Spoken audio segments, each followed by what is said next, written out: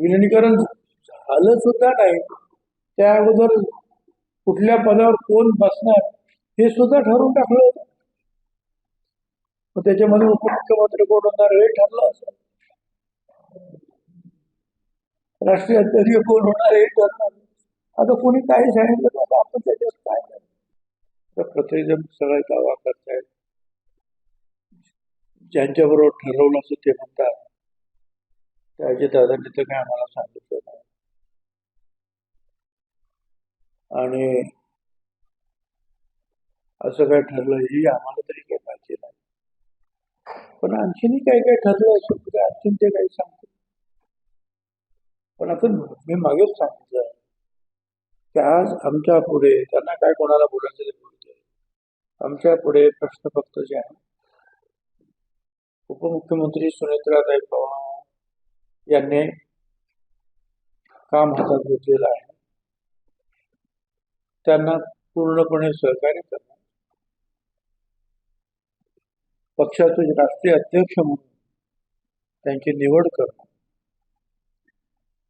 आणि ज्यांना या सगळ्या गोष्टी अशा झाल्या हे झालं ते त्यांनी त्यांच्याशी बोलावं.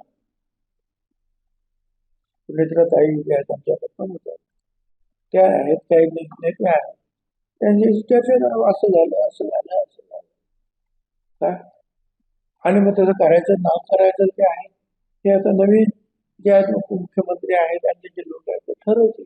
ब्लॅक बॉक्स जे येतात ते सहजपणे नष्ट होऊ शकत नाही. विमान अपघातामध्ये ब्लॅक बॉक्स जो येतात तो सहजपणे नष्ट होऊ शकत नाही असं रोहित पवार यांनी सांगितलेलं आहे. त्याच्यामुळे VSRL जी कंपनी येतात तिची उडाणे तत्काळ बंद करा अशी मागणी केली.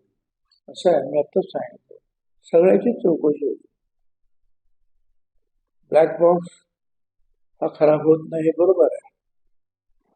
आता त्यांचं म्हणणं आहे की स्फोट एवढे झाले आणि आगीचा प्रादुर्भाव एवढा होता, त्याच्यात थोडंसं ते खराब झालं असेल. तरी सुद्धा काल मला वाटतं मी प्रफुल्ल पटेल यांचं थोडंसं ऐकलं. ते म्हणाले अशा परिस्थितीमध्ये सुद्धा अमेरिकेमध्ये अशी यंत्रणा आहे की जी त्या ब्लॅक बॉक्समधलं जे आहे जे गुड आहे ते उघडू शकतं. तर सगळ्या बाजूने प्रयत्न करू ना आपण, तो भाग नाही. आणि सरकार सुद्धा आणि भारत सरकार सुद्धा यामध्ये पूर्णपणे जे आहे काळजीपूर्वक लक्ष देत आहे.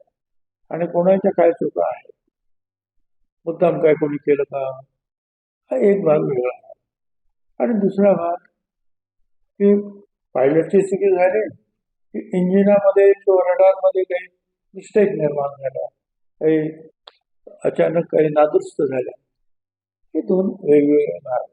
दोन्ही भागाचे जे आहे चौकशी होईल. काही जण जखमी झाले जाण्याची माहिती समजली. मला काही कल्पना नाही, तुम्ही सांगता म्हणून.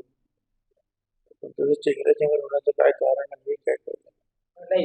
जायला ते जे 2 दरवाजे आहेत, जे आरती दरवाजा आणि ते आहे तिथे प्रचंड गर्दी झाली. कारण रात्रीपासूनच अनेक शिवभक्त तिथे किल्ल्यावरती जात असतात आणि त्या याच्यामध्ये तिथे धक्काबुक्की होऊन काही चेंगराचेंगरी झाली आणि काही जण जखमी झाले अशी माहिती आहे. ठीक आहे. आज शिवजयंती असल्या शिवप्रेमी जास्तीत जास्त मोठ्या प्रमाणावर गर्दी करणं आणि स्वाभाविक आहे. शासनाने सुद्धा त्याची काही व्यवस्था करून ठेवलेली आहे. तरी सुद्धा या अडचणी येतात. यापुढे जे आहे शासनाने आणि तिथल्या लोकांनी, जिल्हा यंत्रणेने सुद्धा अधिक काळजी घ्यायला पाहिजे. जी मुलं जखमी झाली असतील त्यांच्या बाबतीमध्ये सुद्धा जिल्हा यंत्रणेने ताबडतोब काळजी घ्यायला पाहिजे. आणि दिवसभरामध्ये सुद्धा आता आणखी लोक येतील, तिथे काही अडचणी होणार नाहीत निर्माण, या संदर्भामध्ये सुद्धा पोलीस आणि जिल्हा यंत्रणा यांनी काळजी घ्यावी एवढं मी सांगतो. लाडक्या बहिणीचा जो निधी होता, निधी म्हणजे त्यांना जे पैसे वितरित होणार होते, डिसेंबरचे पैसे होते ते जानेवारी 2 महिन्यांचे एकदम देऊ असं सांगितलं. मात्र एकच महिन्याचे पैसे आले. जानेवारी गेला, फेब्रुवारी आहे, अद्यापर्यंत ते पैसे मिळाले. सरकारचे पैसे जे आहेत कुठे जाणार नाही. आणि त्या बाबतीमध्ये अधिवेशन 2 दिवसावर आल्यामुळे कुठल्याही प्रकारचं जे आहे भाष्य करणं हे चुकीचं आहे. अधिवेशनामध्ये पुरवण्या मागण्या त्याच्यामध्ये कदाचित त्याची सोय केलेली असेल. त्याच्यानंतर पुढचं बजेट येईल, त्याच्यामध्ये पुढची सोय केलेली असेल. हा मला असा प्रश्न असं वाटतो की या 10-15 दिवसामध्ये हा सगळा प्रश्न सुटेल. बाहेर येऊ शकलं नाही याबाबत रुपाली पाटील यांनी शोकांतिका व्यक्त केली. काय झालं? सत्तेत असूनही अजितदादांच्या घटनेचं सत्य 21व्या दिवशी बाहेर आले नसल्याने रुपाली पाटील यांनी शोकांतिका व्यक्त केली. आता सत्य हे बाहेर येईलच, कारण त्या विमानात नक्की काय झालं हे सांगणारं कोणीही जिवंत नाही.